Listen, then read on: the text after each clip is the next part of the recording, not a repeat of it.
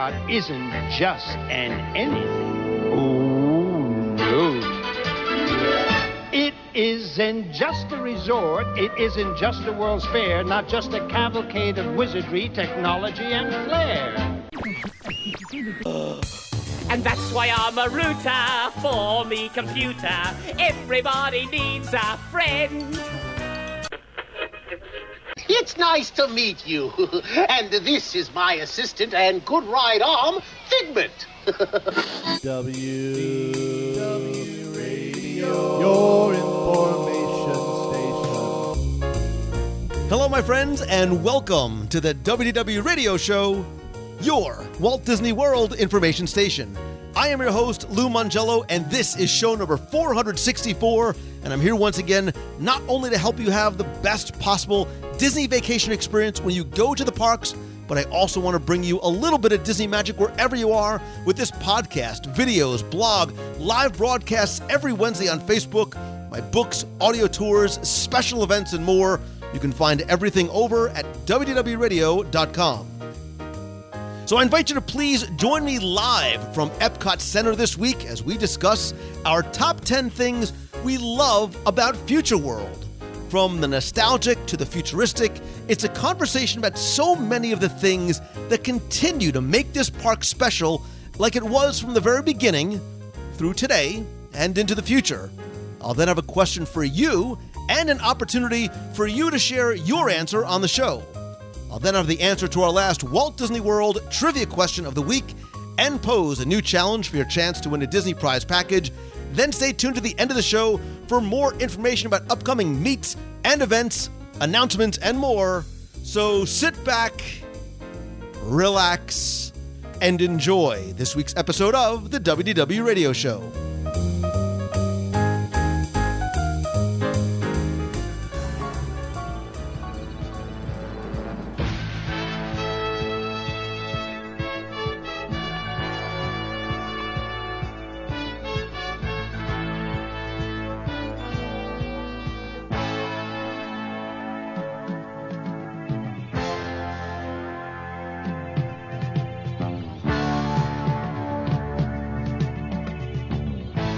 Good morning, ladies and gentlemen, boys and girls. All of us at Epcot Center are glad to have you as our guests today.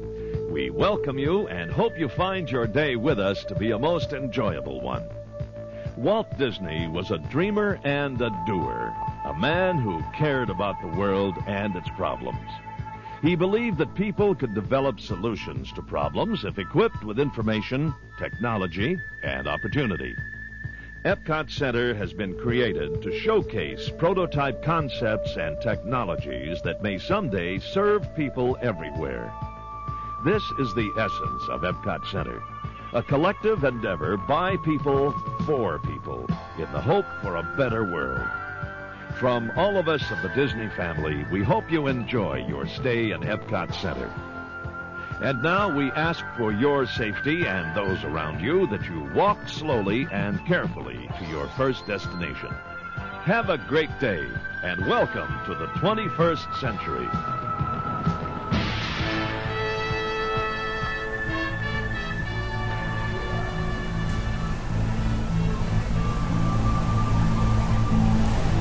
Chances are, by hearing that background music, you know that I am sitting outside on a glorious morning in Future World here in Epcot Center, and hopefully just the sound of that background music gives you, puts a little smile on your face wherever you are and whatever the weather might be like.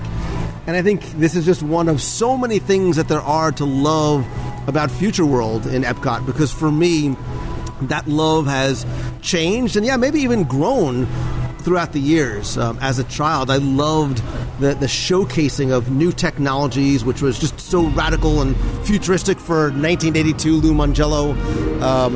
As time went on, I really came to appreciate the architecture and the horticulture, the stories, the technology in the pavilions themselves, and really the people behind the creation of the pavilions, or the people in them, like the Dreamfinder. But always there has been a sense for me of true wonder and imagination, and yes, even the possibility for a better future. And I didn't realize growing up, as I look back, that things that I experienced here were a lot more impactful on me than I realized. For a while, Future World was my favorite park, and I remember discussing with my dad as we compared and contrasted it to Magic Kingdom, because for me it wasn't about the whimsy, but fantasy of a much different kind. And today I still look at this park with the same childlike wonder in my eyes, but yet from a different lens.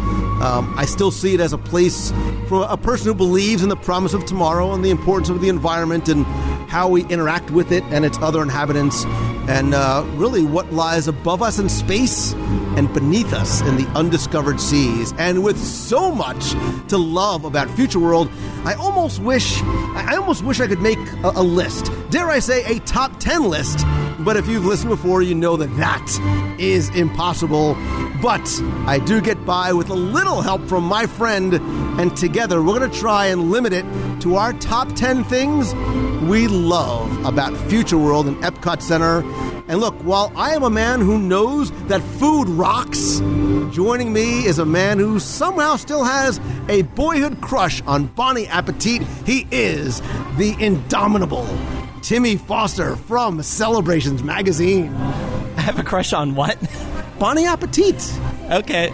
From Kitchen Cabaret. Oh, yeah. So this is Epcot Center. There's a pavilion with the land. Oh, I'm looking at it right now. Remember the animatronic veggie, fruit? All right, so yes. Okay, wait. Quick question then. And look, I love the fact that we have the music behind us. What is your... All right, never mind, because I'm getting ahead of myself, because we have a lot of stuff to talk about. But, we've done this before. We've done top 10s that are historical based. We've done top 10s about attractions or characters. Smells is still one of my favorite ones. But I think sometimes it's interesting just to look at and stop to appreciate and maybe introduce other people to some of the things we simply just love about this park. And the nice thing about this, especially for you, is that there is no right or wrong answer. So you can bat 1,000. Why do you groan every time I give you an answer? Oy, that's the only because usually, even if in the very first one you're like, all right, go with me here, Mangello, and then you go off on some kind of tangent that doesn't even involve Walt Disney World. But I'm going to give you an opportunity, dare I say a chance. I'm going to give you a second chance right off the bat to kick things off with your first thing that you simply just love about Future World. All right, go with me on this one, guys. All right, I'm going to start with this because I can barely hear you talking because... That was your intro. That was your intro music right there. That was my introductory music. So I've been staring at it all this time you've been watching or talking, and I'm going to talk about the fountain and how cool it is. And I'm going to tell you, Lou Mangello, I to this day still I'm not totally sure what the official name of that fountain is. So could you help me out, please? That thud you just heard was my head hitting the table. It's the Fountain of Nations. It's the Fountain of Nations. It's okay. That's what I thought. There's been different names. People have called up different names over the year. What have you called it? The big splashy thing. But now, I will say, I am guilty of this as much as anyone. For all the attractions in Future World and the promise of Food at World Showcase, I have blitzed by the fountain more times than I can count. But on one occasion, last Christmas, I did stop and watch. What an amazing show it is. And I am guilty of not watching it a lot. I'm fortunate enough to watch it right now as I'm talking. And it's great. But my eyes are up here, just so you know. Yeah. Baby blue, just like the water. So, but it's a spectacular show. Again, it's one of those things that happens at Disney that you didn't plan to see it. You didn't get a fast pass to see it. You just come across it, and there it is, going off. And if you're walking by and happen to be there when the music's going off, take a minute and watch the show. It is pretty cool. And I'm going to try and do that myself more often. That's my resolution to myself, because I'm guilty as anyone of just walking on by going to something else when it's a beautiful attraction in its own right, sitting right in front of us. You need to stop and smell the roses and watch the fountains, and there's more fountains. There are more fountains, but this one was actually dedicated with an international ceremony of waters and nations back in 1982, where waters from 25 different bodies of water from, I think, 28, 29 nations around the globe were poured into it in a ceremony during the grand opening. There's 150,000 gallons of water in there, and there's 200-plus pneumatic shooters that shoot those in the air. It is a ballet. Yeah. It's a cacophony of sounds, and I love the music. Well, I'm getting ahead, but I love it. Is a show. It's a bit of a show, and I love it at dusk. The fountain at dusk. And at night. Well, and the holidays is spectacular, too, at night. And there's so many wonderful things to do here over the holidays at Epcot. That's another show, which I'm sure we'll do. But that is a highlight that I always forget about, but we'll definitely make sure not to miss, because now I've reminded myself. So I'm gonna piggyback off that and go sort of out of the order that I originally planned on going. Yeah, because I think what that is, and admittedly, it's one of those wonderful experiences. It's a little detail that hides in plain sight. And I think for me, the little details like that are located throughout Future World are the things that I enjoy. So I think so many people, like you say, they walk by the fountain without necessarily paying attention to it. So right by where we're sitting now, just to, as you walk out on the west side of Spaceship Earth at night, I love the fiber optic lights in the ground. And what I love about it is, like so many things, it is unexpected. It's not on a map. You don't necessarily go looking for it, but it's one of the things that I think as you see it on the way out, I don't care if you're 8 or 18 or 80 or anywhere in between, you can't help but smile a little bit. And who wouldn't love to have those in your pavers in your little backyard lanai at the Foster Manor? Lanai. I love those things. And I think we talked about this not too long ago. One of the things, not just seeing them myself, but I love watching other people see them, especially when they have never seen them before, and they all of a sudden notice there's something going on underneath their feet, and they look down, and you can see that look on that wow Disney moment on their face. And that's just as cool as seeing them ourselves. Just because, again, it's one of those, you didn't expect it to come, magical Disney extras that just is there. And I think that's right. It is something, it's a simple technology, obviously, now in 2016. But when you see it, it does kind of makes you happy a little bit. And even leaving Epcot is sad because you're full from Food and Wine Festival. But it's one of those little unexpected details. And actually, I think my favorite little detail that thousands, dare I say, Timmy Foster, millions of guests walk over every single day and don't take a moment to stop and pay attention to. It's located on the opposite side of Future World. This is another thing. It's part of the little details, because I think... So with little details, you're going to do... I'm going to do... Well, 20. Little details was plural. See, by putting the little S at the end, I gave myself carte blanche to... So, do you know what I'm talking about? No. So... I was too busy thinking of my next one. So I'm giving you time. I'm stalling for time for you. It's something that was not... All right, so it was not here for park opening. It was added about 6 or so years later. It goes by multiple names. I like to refer to it as Discoveries.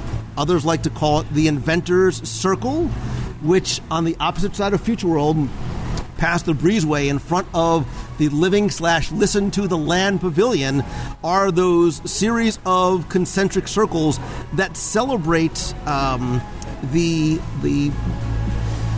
it celebrates the discoveries of man, and really more importantly, I think, the people who made them happen. And it dates back to the beginning of the wheel all the way to modern times. Now, and the thing that's nice about it is they don't just recognize the discoveries, but the people. Of course, the guy that invented the wheel, nobody knows. Like, that there's one guy that had to invent the wheel, and nobody knows his name. We'll just call him Bob. Gronk. We'll call him Gronk, just for lack of a better. But I think what is wonderful about this, like Epcot, this is entertainment first, but an opportunity to be educated too. Now, I think at one point this was meant to represent the center of Walt Disney World, but with acquisitions of land and selling off, it's no longer the same. But in these concentric circles, there's all kinds of, not just lists of discoveries, but you also see some of the names of the people who made them happen. And they sort of expand out from biochemistry to education to mathematics, and you'll see names that you know like Newton and Marie Curie, but it starts from the prehistoric era through the Middle Ages, the Renaissance, the Industrial Revolution, all the way out to the 20th century. And I think, it's meant to educate us a little bit, but more importantly, I think to inspire us as well. And I try and, whenever I come either with my kids or in a group of people with other kids, I like to try and make them stop and walk their way around the circles a little bit. Me too. You have no idea what I'm talking about. No, actually, when you stole my next one, thank you very much. Sorry. Obviously, now people can see we really don't talk about these ahead of time. No, we don't. But well, you have this giant spiral binder with notes in front of you. That's why I was confused. Oh, that's my lunch menu. No, I was going to talk about that, but I have nothing to say other than, again, one of those things you don't notice but look at. I do remember one day I made it a point to take a picture of every one of the plaques, and I'm sure everybody walking past me was wondering why I was taking pictures of my shoes the whole time. But, yeah, because most people don't realize it's there in the rush to get the Soren or whatever, but definitely something to check out. I was going to follow up on your fiber optics with more stuff on the ground. That was keep going. Well, let's see. That was the one I was going to mention. Oh, the couple other things. Another random, never know when it's going to happen, but many times as I'm walking out past Spaceship Earth, I'll come upon a cast member with a mop and a bucket of water, and they are, in effect, painting drawings of all the different characters, Mickey Mouse, Goofy, Donald, and they're amazing. And they're so spontaneous and impromptu. It's really cool. And when, again, it's cool for me just to see them, but it's also just as neat to see looks on people's faces, especially little children when they walk by and they see what this person is doing right in front of their eyes. And which is another reason why the custodial cast members are some of the most important and well-trained cast members in any of the parks. Yeah, I don't know if they're actual custodial people or if they're actually artists in disguise, but they have some amazing things. I'm sure they do it elsewhere. I haven't seen it, but I know by Spaceship Earth they're out quite frequently at night as you're walking out. And again, it's one of those great last surprises as you're leaving the park and you think everything's over. Not quite. There's one more thing you have to see. So, pretty cool. And then the other thing occurred to me. I've not gone, but I'm going to take you after we're done here because I want you to play in the fountains that are on the Promenade of World Showcase Lagoon and one behind us over by Test Track. The colored sponge pads with the fountains that the kids play in, which again is not something. It's not an attraction that's on the map. It's not a fast pass. It's just one of the things you come upon. Kids love it. I can't imagine how happy they are being soaked for the rest of the day as they walk around, but so be it. But again, even if you don't splash through yourself, it's fun to just sit and watch other families take part in this. Again, another undiscovered thing they didn't know was there, and surprise, surprise, there it is. So I like that for a lot of reasons. I think that things like that add a little bit of whimsy to the park, and I think sometimes, especially younger kids, especially when it's hot, they need to expend some of that extra energy, and it gives them an opportunity to do that, so they get to have fun. I think that's why Crocs were invented, so you could run through there and not have squishy sneakers for the rest of the day. But you're right, it is fun just to watch. We were saying on the way here, as both of our, as my kids and your daughter gets older, we start to lose some of that innocent playtime, and getting to watch some of the little kids in there is really neat to see. Well, someone told me that's what grandkids are for, but as if you didn't feel old enough. But well, we were saying earlier before we started recording, we were talking about, you asked me, why did Walt, create Disneyland? Because it was a place for parents and kids to have fun together, and sometimes that fun could be as simple as just running through a fountain. Yeah, it's, all the family moments you can have, and that's what I love. This is a whole other thing, but this is what I love most about Disney. What we talked about so much is the just the joy of sharing it with somebody else or seeing the. Dare I say we can celebrate the future hand in hand? We could. That sounds familiar. I'm seconds away from. I'm seconds away from breaking out in song. Just so you know, because I love this song. Go ahead. No. I'm not going to hold you back there. It's your turn, anyways. So, anything else on? Before I steal anything else? No. Go ahead. So, something that I said in passing made me think about this, which was Epcot Center as we see it in 2016 is probably radically different, although maybe not as far as we think from Walt's original vision. So I started to think, what do I love here that I think to a certain degree does reflect Walt's original vision of Future World? I think a lot of it does. I think the park itself does. But I think Living with the Land is really one of those pavilions which Walt probably did not, sit down and sketch out on his own, but I think it embodies a lot of what Walt wanted Future World to be, right? It's that vision of Epcot, a place to learn. Walt was cared about the future of our children, and so by understanding and researching the food production, not just here where we are, but around the world where it's more difficult than it seems.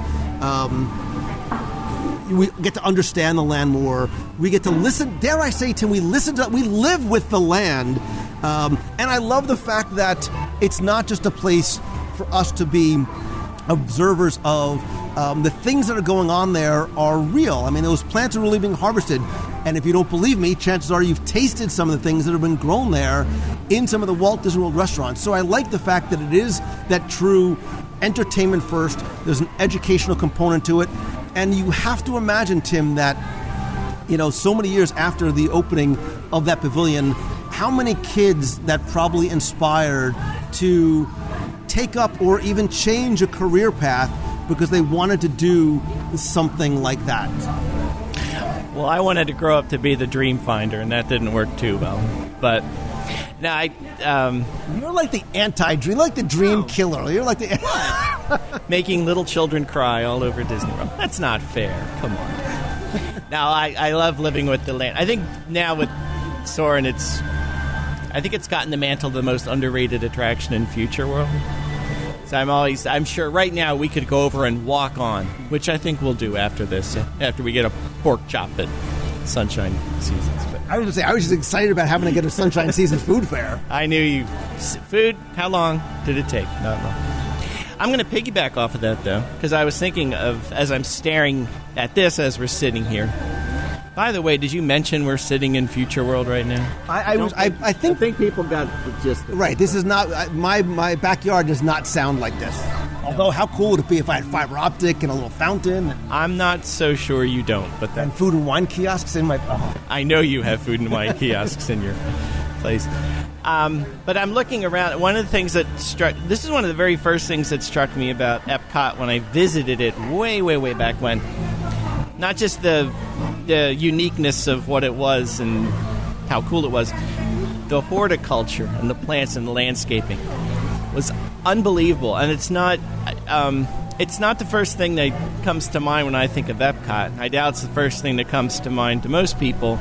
And I'm not talking about Flower and Garden Festival, even though that just makes Future World all the more spectacular. But just the landscaping in general is so different from what you're used to seeing anywhere, like the Magic Kingdom or the other resorts. And that's one of the things that struck me when I first visited it, just how meticulous everything was. And I'm staring at the lawn behind Spaceship Earth right now, and it's like a carpet. It's like an AstroTurf putting green. But the way the plantings and the beds are put together on both sides in Future World West and East, and that there's such a part of the whole feel and the theming behind the whole park. They're not just plants for plants' sake and just sitting there. You can see the care was taken with all the water elements and the plant elements to integrate so completely with the feel of both sides of the park, from the more rounded, the more round, softer edges of Future World West. I always get that backwards. Well, with the land and the seas and so forth. And then you go over to the other side with Mission Space and Test Track, and it's more angular and looks a bit more futuristic. But still, everything is just so meticulously and well cared for. And we talked about how the cast members are a very important part of what goes on here, and so is the entire horticulture team. And I know what they do around here is probably very much overlooked by everybody, but they do so much to make this park just a unique, one-of-a-kind place. I'm giddy that you mentioned that. Because it was on my list, and I think it's one of those things that, again, the beauty is hiding in plain sight because we just walk past it. We're just so used to, it's just part of the experience. And when you do stop and literally smell the roses and look, even where we're sitting now, the different colors and the textures and the density of the plants. I love the fact that you mentioned the differentiation between Future World East, which is much more scientific and angular, and even the plantings there are different than what you'll find on the softer, rounded, more fluid sides of Future World West, where you have the seas and you have the land and you have imagination. These much more sort of the concepts there are different than the space and the scientific on Future World East. Kudos to you, Timmy Foster. Well, thanks, buddy. I think it's neat too how the Future World has evolved over the years with new attractions and so forth. But it's nice that the new attractions that have come in have basically, so far, kept with the theme on either side, whether it's the seas with Nemo or even Mission Space instead of Horizons, keeping the forward-thinking technical side. So that's neat. So here's a question for you, which I think the answer will have very interesting psychological and sociological information we can pull from it. Which side of Future World do you prefer? The west side. The seas, the land. Seas and the land. So that's surprise. Okay, well that shouldn't surprise me because you're a creative. Well, you know what? The only reason I say that, I think when it opened, I would have said the east side, but in a wave of nostalgia, I miss the slow dark ride. So I now tend more to the easygoing slowness of the west side versus the stuff I can't handle on the other side. I was gonna say like the side of the park. You are slow but that's not what I meant to say. But you are very much a creative, fluid, free thinking. So it would make sense that would be the side that you would probably relate with, and it would resonate more with you. But I love Star Wars. So if they turn Mission Space into a 20-minute dark ride through the depths of outer space, then I'd be all over it. Well, it kind of is 20 minutes, and it is in the... Well, I know it, right. Without the 3 loops of flaming death involved in all that. Do you know one of the things I also love about Future World is that it's upside down? And if nobody's seeing me, every time I lose watching me do this, every time I pick the side of the park, I have to put my hands out to remember which side is west and east. And I remember that it's backwards from... And I also noticed you walk in. I think you think that's north, but it's not. So, and I noticed that you have L and R tattooed on your hands too, so you can figure out which side is which. Yeah, and that doesn't help with west and east, but so I'm going to piggyback off of your piggyback actually, because we mentioned a pavilion, and it's funny how all that we've talked about pretty much so far has not been the things that we love. Nobody's mentioned a ride. Right, nobody's mentioned really a pavilion itself, and we sort of talked about them a little bit. But the Imagination Pavilion is still something that I love. Now, there's an asterisk there that is very much rooted in a sense of nostalgia. Today, I still love the architecture of it. I do think about its former glory and the so wonderful first iteration of Journey into Imagination. Tim, I remember, and God, I'm going to get choked up when I say it, I remember riding that over and over and over again, and what the Dreamfinder and what Figment represented to me. And I remember the organ and the avalanche and the words and the backs, like I can see it as if it was yesterday. And it did, man. It inspired me as a kid. It wasn't a ride about the Purple Dragon and the Dreamfinder. It was something that's like this. And look, from the song to the pavilion to the attraction itself, it was one of the things that spoke to me as a kid. It's whispering now. It's not quite speaking as loudly as it were. That being said, I also think that the best is yet to come for that pavilion. I think that if you look at the handwriting on the wall, and what I mean by that is, when as much as I love the attraction itself and the song and the turntable and all the effects and stuff that was in there and the story that it told to me, I loved being able to go after the attraction and play. I loved being able to use my imagination, and whether it was something as simple as the pin table or the rainbow tunnel or painting on the walls with there was something about that it was like an arcade, man. I could have spent all day in there, and I can only imagine my poor parents, how many times they said, can I just stay, 5-10 more minutes? As a parent now, I get it, but I'm sure... You're crying. Shut up, man. I'm sure my dad, knowing the way he was, would have loved the fact that he saw that excitement in me when I ran up those stairs to go into, the post-show exhibit. You okay? Shut up, man. Just go. Just talk. No, I agree wholeheartedly. I'll go back to one of the thing I like about Future World and why it's still my favorite park to this day. Well, Epcot in general, but when I first came here back in the 80s or so, that was the one thing the first thing it struck me that made it so unique and different was like these weren't attractions, these weren't roller coasters, these weren't rides, these were experiences. These were 20-minute long glimpses into, I don't know, glimpses. You want to say glimpses into the future, but not really. This was like a utopian vision of what was and what could be. And I still like that. New attractions notwithstanding in Future World, like Mission Space and so forth, but I still have an affinity for those rides like Imagination and Living with the Land and the Seas, even with Nemo. I do love Nemo, but Imagination and Spaceship Earth were always my favorites for reasons you said. And I remember the pin. You were saying this, and I was wincing when you were saying the pin table and the rainbow tunnel and so forth. So, my daughter loved it, but it was just as much fun for me as it was for her, and still is. So.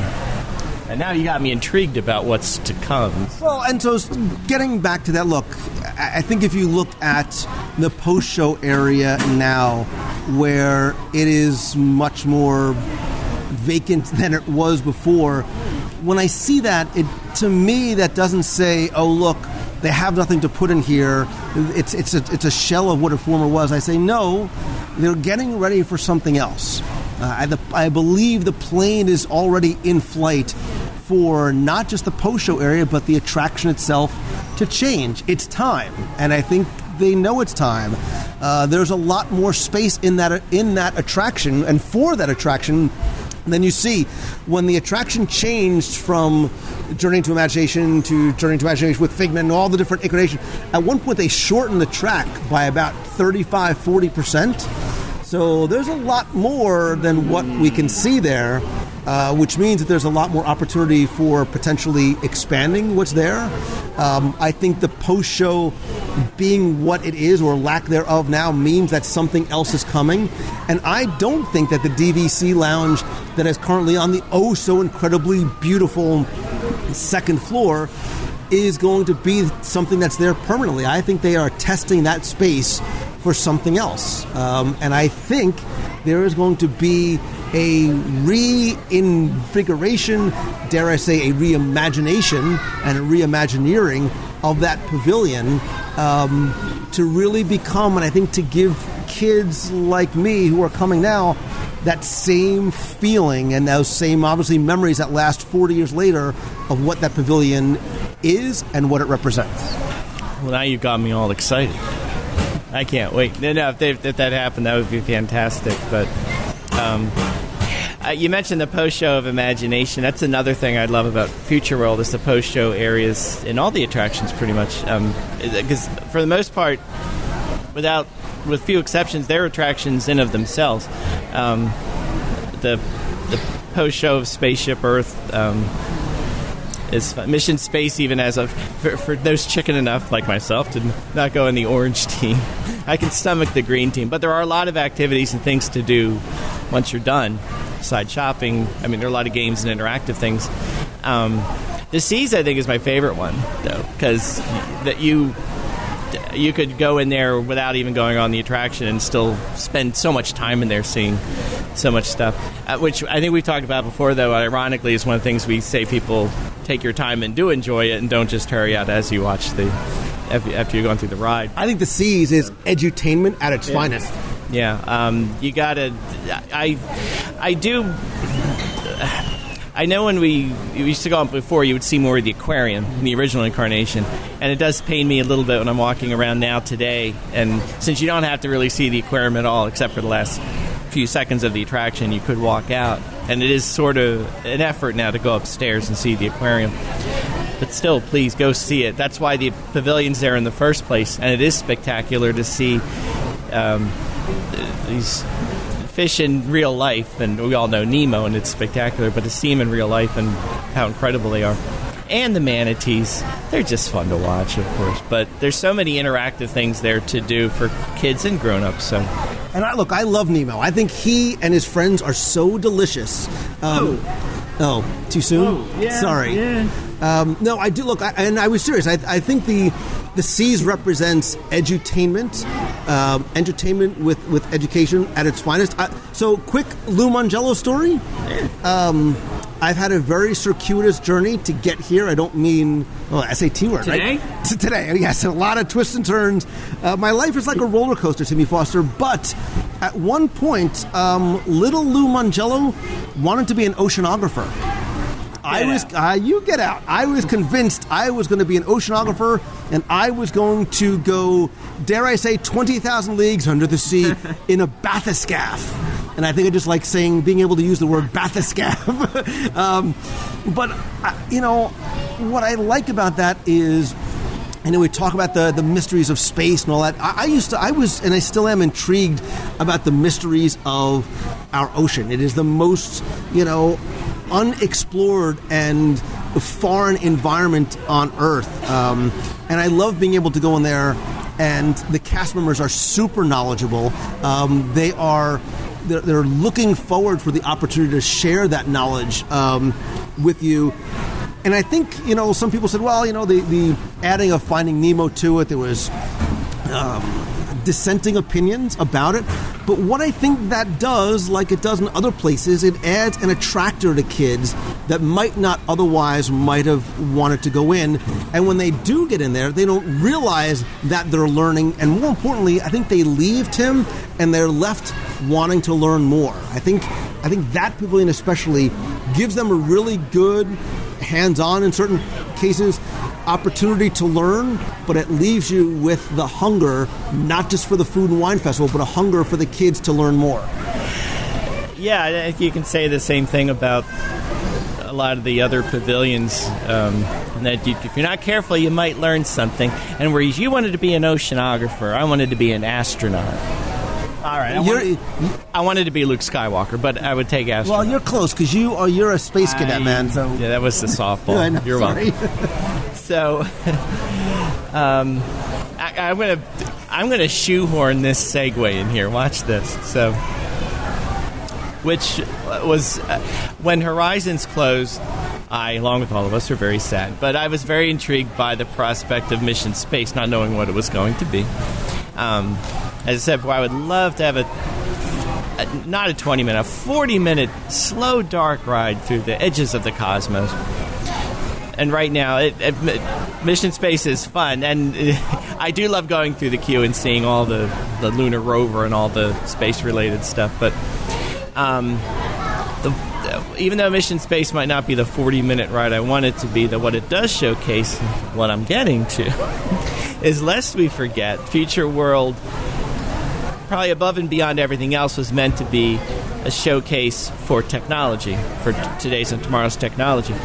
And it is that. And while you still make it distracted by the attractions and the characters and all that kind of stuff, there is a lot of amazing technology in Future World, not the least of which is Mission Space with the centrifuges, which they thankfully learned how to turn off just for me. But whether it's the ride mechanism in Soarin' or the incredible animatronics in Spaceship Earth that were redone, I don't know how many years ago it's been now, but some of the most amazing animatronics you'll see in all of Walt Disney World. And again, each of the pavilions sports its own technology, which is astounding. And sometimes you take for granted because you're in Disney, but it is what Future World is all about. And there's a lot of cool stuff here. And I think that's why, and again, I remember that conversation with my dad, and I could see it like it was yesterday, man. And I talk about my dad, and I get choked up again. But we were walking in, and he asked me what my favorite park was, and I told him it was Epcot. And he challenged me on it, not to challenge me, but I think he wanted me to defend my position. He wanted me to articulate what it was that I liked about it. And for me, always being a tech geek since I was a little kid, and I still am a little kid who's a tech geek, I think it was the technology that, whether it was the video phones or the touch screens, and to that point, interventions for me, which hasn't always been interventions, but that, even now, I'm excited for what is to come. Same thing, like I said about imagination, interventions is very much a shell of its former self because it is preparing for the future. So I'm excited for what's ahead. But when it was Communicore, that showcase of technologies, encouraging people to not just take advantage of technology and be excited for technology, but to use their own creativity with it. I love the hands-on exhibits. I love how they tied into each of the different pavilions that was there. I like the problem solving, right? I think, and again, sort of embodying what I love about it was Communicore Interventions embodied Walt's idea of working together for a better tomorrow. Am I sad we never got the TTA on the second floor from this? Yes. But I think we collectively, Disney, is about to turn a major page to a new chapter of what Interventions is going to be. I think it's going to be very immersive. I think it's going to be incredibly interactive.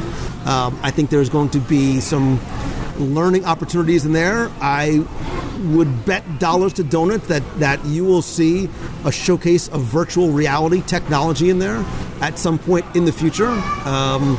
And so I love Interventions for exactly all those reasons and what you said too. The technology of the park is the heart of it. I agree. We're getting company here, like 1 million people. Just technology. Was that actually a item of yours, or did you just embellish? I embellished because I had interventions. I had interventions there, sort of the main street, and again, the technology was there, but I certainly couldn't have articulated it as well as you did. Well, thanks. So I can do my next one now? But I totally agree. And as you were saying this, I'm looking at the tippy top of the imagination pyramid, which made me realize one of the other things that I love about Future World is the architecture throughout. And again, when I came to Epcot the first time, it was the landscaping that struck me. It was the overall concept of the place, and it was the architecture. These are all buildings that were uniquely designed specifically to pick up the theme of that pavilion. They weren't things you saw in everyday life at all. And even to this day, whether it's the glass pyramids in Imagination or the big golf ball thing down at the end of the whatever, every building is amazing. And you know what's funny is when Google Earth came up and you could all of a sudden see satellite pictures of all the parks and stuff, which is a little disconcerting as you didn't realize you were that close to the road when you were sitting in like the China Pavilion or something. But the one thing that struck me when I saw it, of all the pavilions, going back to the Seas one, is and you'd never know this by looking at it from the ground, which is the way you're supposed to do, but even from the air, it's such a spectacular building that picks up the theme of the ocean and waves and stuff. But that was pretty cool when we finally could see it from overhead. But that's just one. Every building has its own look and shape. Even Mission Space, that which is an amazing building to look at. And even Test Track is kind of neat as the sun glistens off the sides as it goes down. But yeah, just looking at the architecture, even as we're sitting here in the electric umbrella and we're looking at the canopies overhead and the triangle shapes and everything, there is much, I guess, decorational is functional. I guess in that idea of combining form and function. Future World does it spectacularly. And again, it's something that you might not really notice as you're walking through, but... Right, you just don't pay, it's there right in front of you, and you appreciate it, but you don't stop to think about it. And maybe that's a topic for a future episode is, and maybe this is something interesting. Maybe we talk about the architecture of Future World. I would have you on because you're a creative. I think you look at things one way, and have an architect come on and talk about, again, the form and function in a much more articulate way than I can certainly express, and how those are combined. The functionality of Spaceship Earth is as integral to the design as the form of it. The fact that that 165-foot in diameter geodesic sphere has those rain gutters through it, so it does not it doesn't drip down on you. It's an engineering marvel. I mean, it literally is, and how they were able to figure out to build sort of the table first. Sink these pylons 15 feet into the ground, build the table first, build the attraction on it, and then complete the dome over it is brilliant. But it's also iconic, and it's beautiful to look at, and at night and sunset with the lights, and it's. But I think you're right. I think the architecture here, like the horticulture, like so much, is we're aware. We see it, but we're not necessarily aware of it. If that makes any sense. And that, so as long as we're piggybacking, I'm going to continue to piggy. So basically, we only. I want you to say dodeca. Bathyscaphe. Yeah. Oh, a dodecahedron? No, oh man, stop it. So moving on. Okay. Listen, we're on a flow here, and this is because and I think it's interesting that all these things flow into each other, because my last one, which I specifically saved for last, I think does in a way tie into yours. What I love, not just about this park, but all of the Disney parks, is that they are meant to be experienced using all five senses in 360 degrees. And I think we're aware of what we see primarily, the colors, the architecture, the buildings. Obviously, the olfactory sense is one that is so important in creating memories. If I say a top smell of Walt Disney World, I guarantee if you rode Horizons or you rode Soaring, like, the orange smell, right? We remember it so vividly. But I love, and I saved it for last, I love the music of Future World. From the Epcot entrance loop to, look, even here, as we're sitting at the Fountain of Nations, there is everything from classic Disney movies to the Rocketeers to your favorite, I know, you're wearing your Yanni t-shirt right now. But I love how it is... so even just specifically, Fountain of Nations, so much of it is inspiring, like this park is meant to be. So whether it's Standing in Motion or Iron Will, or there is so much about it that I think speaks to that. It's sitting here in the shadow of Spaceship Earth. When we're done recording, I will sing the Tomorrow's Child theme to you. Tomorrow's Child. Do it now. It's a brand new day. No. The future world is born today. I don't want to keep you to myself. Look, even now, going back to the seas, and it rained, the deluge. But now the music from Nemo incorporated into there is an audio attractor, I think, for kids. But I love the background music. And again, the background music from Future World West versus East is as different as the landscaping and the architecture. And chances are, if you listen carefully, you'll hear music like from Hook, from Waterworld, from Pearl Harbor, from E.T. You'll hear things from Out of Africa. And then on the eastern side, right, it's a little bit more modern, a little more upbeat, a little more optimistic.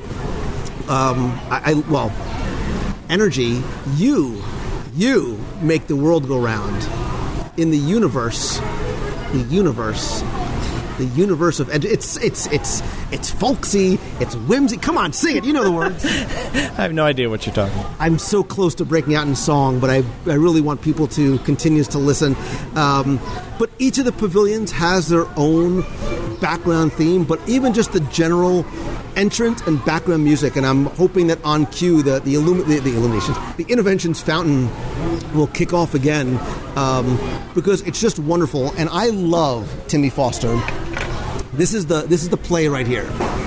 We have a nice dinner somewhere, and you make your dinner reservations for like 8:30. You're going to miss the fireworks, and that's okay. But you come out of the Tutto Gusto wine cellar. We've had a nice little antipasto. We've had some pasta, maybe a little black sambuca, and you come out to an empty World Showcase.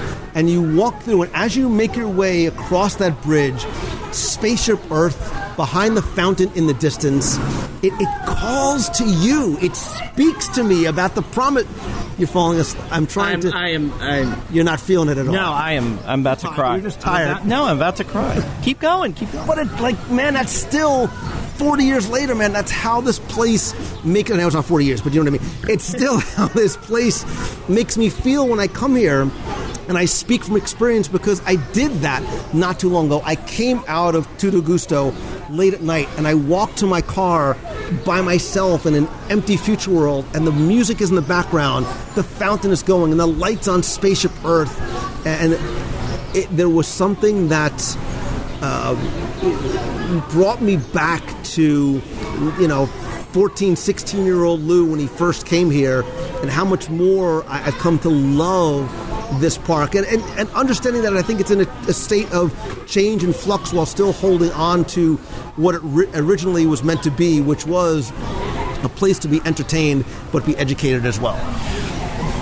40 years ago. You were 15 40 years ago. You know what I mean. I know what you mean. Now, I get... Forget it, he's rolling. I get one thing that I was going to... You actually mentioned it, so I don't have to, but I'll just piggyback onto it. When we were walking here from World Showcase, and we were walking through the Future World Plaza, the Epcot theme music was playing, and when I was trying to think of what to say on this show, it struck me that the music is one of this. And the thing that we're listening to is the one that we heard when the park first opened, or when I was first here, and it just struck me how that the music connected me back to those first moments when I was first visiting and everything was new and magical, and it was so great.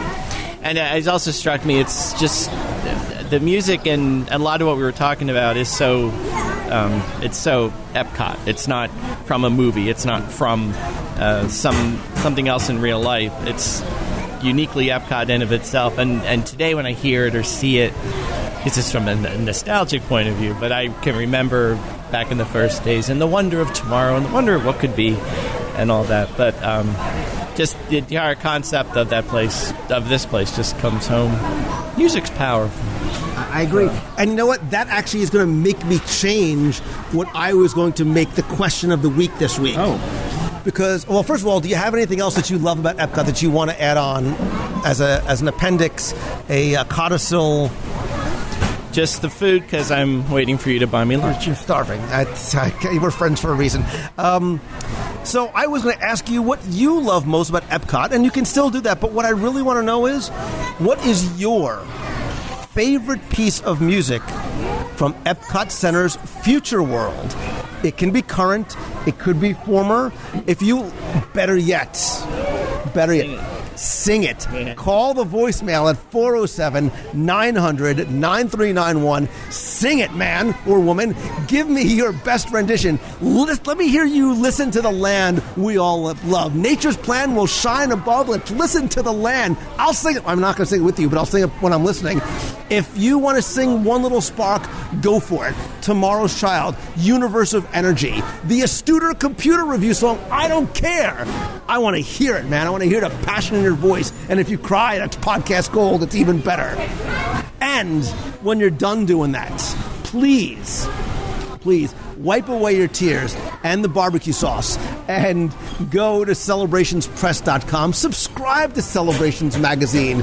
Listen to the love from Timmy Foster and all the good stuff that's going on there and stuff that's coming in the future.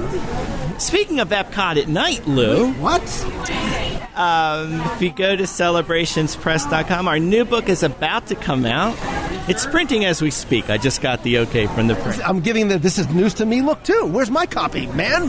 Well, I don't have them yet. You have to be patient. Disney After Dark, though, that's our new collector's full-color booklet. It is on pre-sale now, so you can order your copy. But it should be coming in about a month or so, and we're so excited. Filled with beautiful pictures, a lot of Epcot. So there's some beautiful Future World pictures we have. And all the other parks as well. But it was a lot of fun to put together. And I love it, man. I love it. I love Future World. I love the music. I love you, Timmy Foster. And I love you, my friend, the listener who's sitting in this empty seat right with us here at the table. If you were here, I would buy you lunch, but you're not. So I will have your lunch for you. But hey, man, I love this, brother. I love being able to do this with you in person. And look, you made me cry almost twice on the show. So kudos to you. And now, the most important question of the day. What do you want to eat? I want say all of it. All of it. Nice. Escargot. What? No. Come on.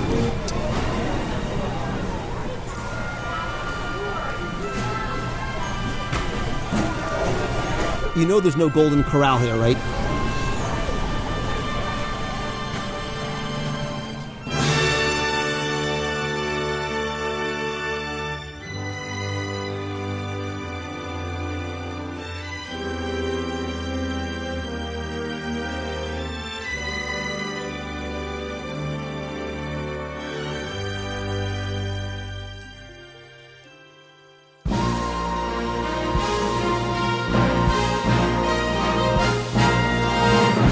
It's time for our Walt Disney World Trivia Question of the Week, where I invite you to test your knowledge of Walt Disney World's history, or see how well you pay attention to the details, not just in what you see, but sometimes in what you hear.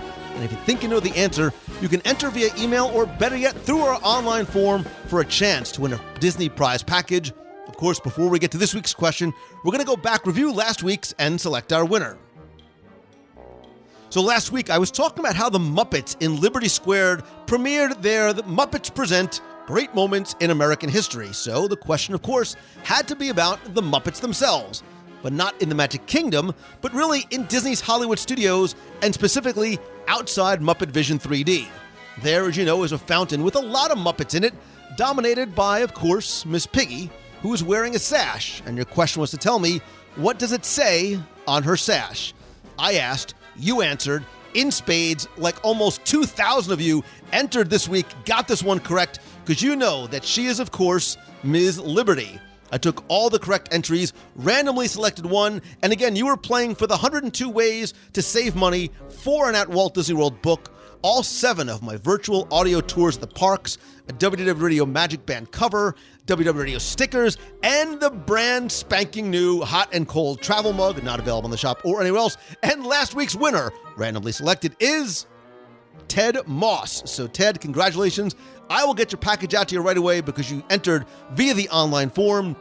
If you played last week, forget about it. Put the past behind you, because here's your next chance to enter in this week's Walt Disney World Trivia Challenge. So obviously we were in Epcot Center today. I was getting nostalgic. I was getting choked up. I was getting hungry, of course. And because of where I was looking behind me at the Mouse Gear store, which is, I think, still the largest retail store in any of the Walt Disney World Resort theme parks. But what you might not have known is that it wasn't always known as mouse gear. And that's your question for this week. Tell me, what was this merchandise shop originally known as? You have until Sunday, October 30th at 11:59 p.m.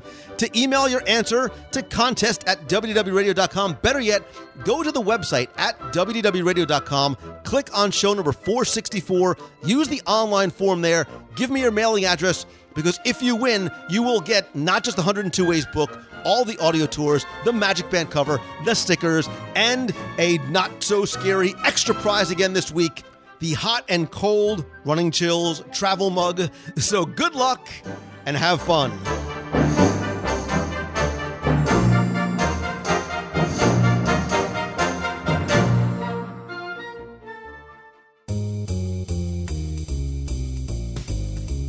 That's going to do it for this week's show. Thank you again so very much for taking the time to tune in this and every week. For everybody who joins me Wednesday nights on Facebook Live and when I go live throughout the week, sometimes from the parks. Thanks to all of you who I'm connecting with and having conversations with on social, whether it's Twitter, Facebook, Instagram, Pinterest. I am at Lou Mongello on all the social, and please like the page over at facebook.com/WDW Radio. Thanks also to all the new members of the WDW Radio Nation family, including Ned Habert, Joanne Wesley, Bridget Cram, Bud Catalano, Mike Masters, Michael Kell, Allison Boudelet, Megan Eichner, and why not Chauncey Friend as well. I sincerely appreciate you. Thanks to everybody who joined me for the live group video call that we did for the Nation members this past week. It's great to be able to sit and chat and see and talk with you. If you want to help the show and get exclusive rewards like the monthly scavenger hunts, access to our Facebook group, personalized Magic Band covers, logo gear, t-shirts,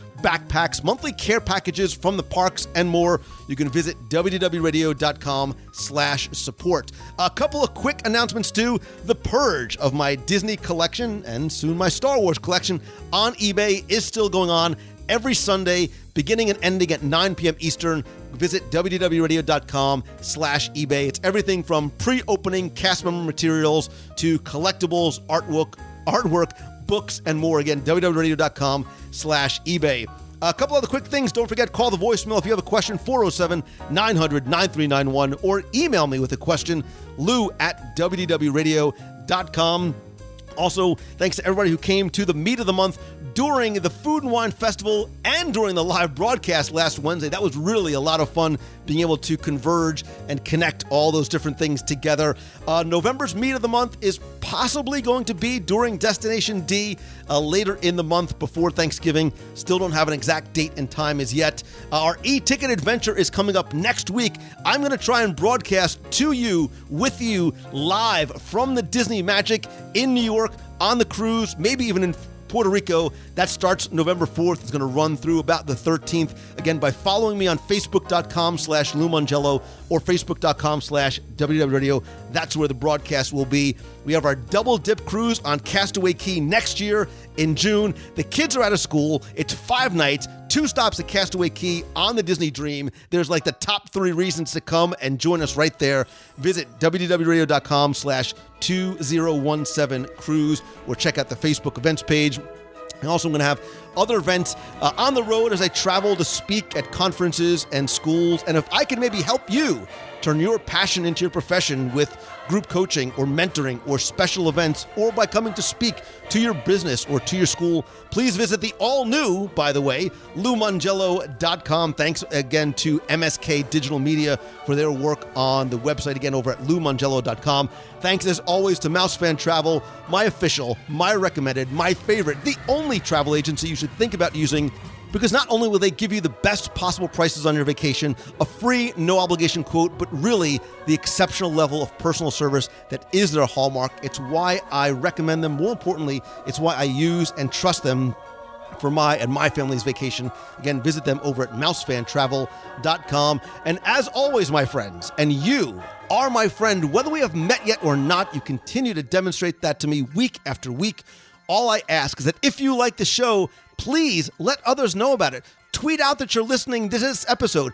Better yet, share it with your friends or in a group over on Facebook. And please take 30 seconds to rate and review the show over on iTunes. Thanks to you, we have more than 1,200 5-star reviews. It is a big, big way to help continue to grow and connect this community together. I want to thank some recent reviewers like Mesmerize, who said this is the best Disney World connection besides going there.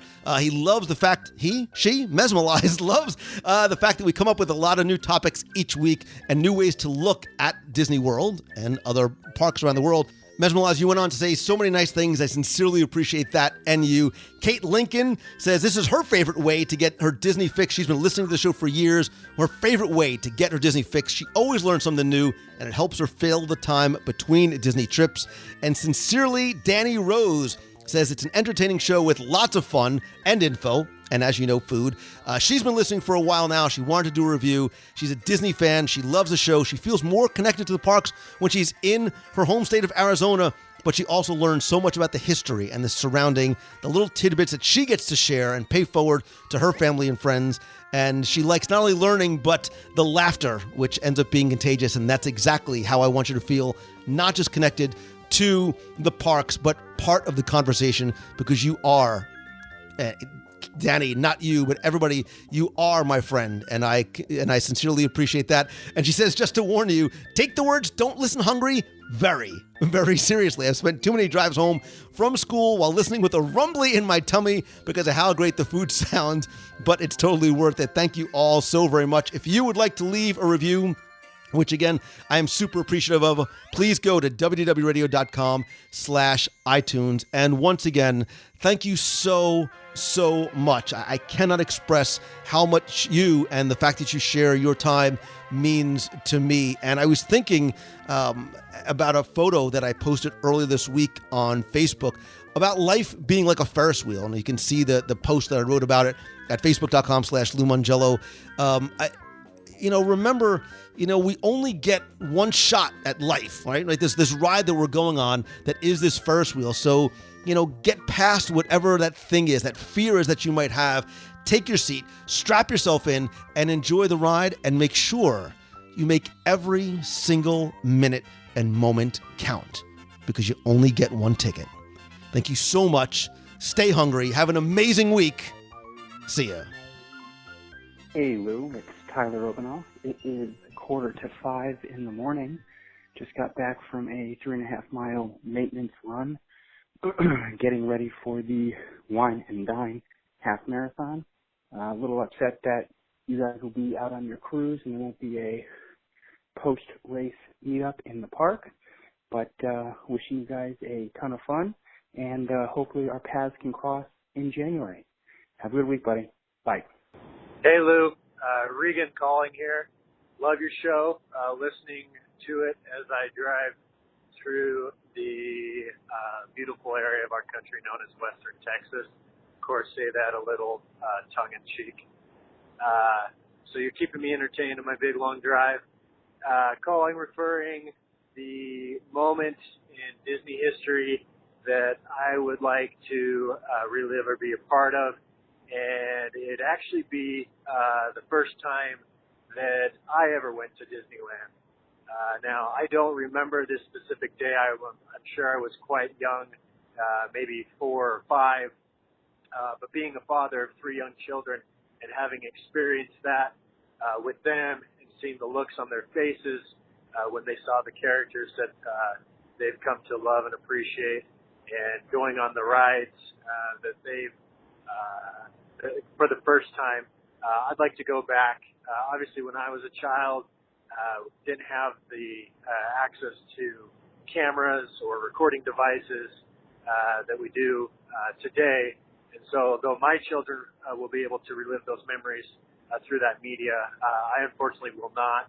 And so I'd like to go back and just observe me experiencing the park for the first time. Anyway, thanks for all you do, and best of luck on all your future shows. Thanks. Hi, Lou. This is Rachel from Westminster, Maryland. I was just calling about your episode, that most recent episode with Martin, where you snacked around the UK. I just want to say that episode was fabulous. My husband and I are getting ready to go to Surrey next year for a good friend's wedding, and so we learned a lot about the snacks and treats that we have to try while we're there. and also some of the lingo and terminology so we don't get lost. I also want to say thanks so much for all you do to bring the magic home for those of us who can't be in the world as often as we like. I discovered your podcast about 2 years ago, I guess, and I've been slowly working my way through all of them. I'm on episode 137 if we go all the way back to number 1, but I intermix them with the most recent ones as they come out. And I'm just having a blast learning all your trivia and facts about the world and about Disney, and it's been a lot of fun. So keep up the good work. Looking forward to all the podcast episodes as they come out. Have a great day, Lou. Bye. Hello, Lou Mangello, Darlene Nagy from West Seneca, New York, and I'm calling in to say we are 10 days away from our e-ticket adventure from New York City on the Disney Magic. How's it going, Lou? This is Brian Rainey. I'm from Kansas City, Missouri. I've called quite a bit, and I've met you before. We met at Star Wars Weekends the last time, but just want to let you know I'm a really blessed person, really lucky. I was at Disneyland a couple weeks ago, and I did try the thing at Cars Land, the cozy con queso. I did like it, and I love Cars Land, but that was 2 weeks ago. Today I'm back at Disney World, and right now I am at the studio.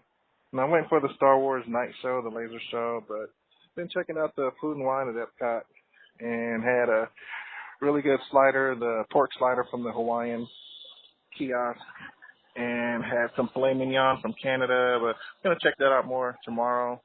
But anyway, just want to let you know I'm here and I'm back and having a good time. And I'll call you in a couple of days. See ya. Hi, Lou. My name is Sarah Rudolph. I'm from Roanoke, Virginia.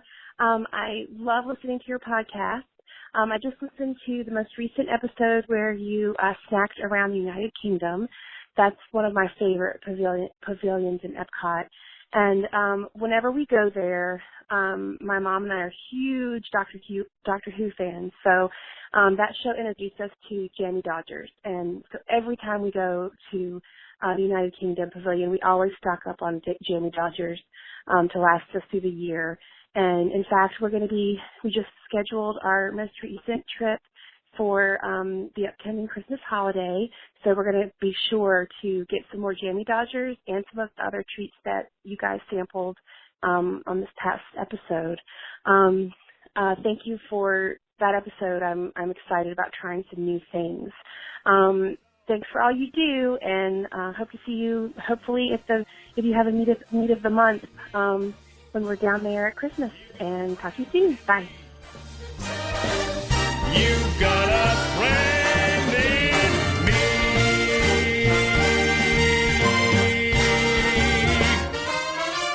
Yeah.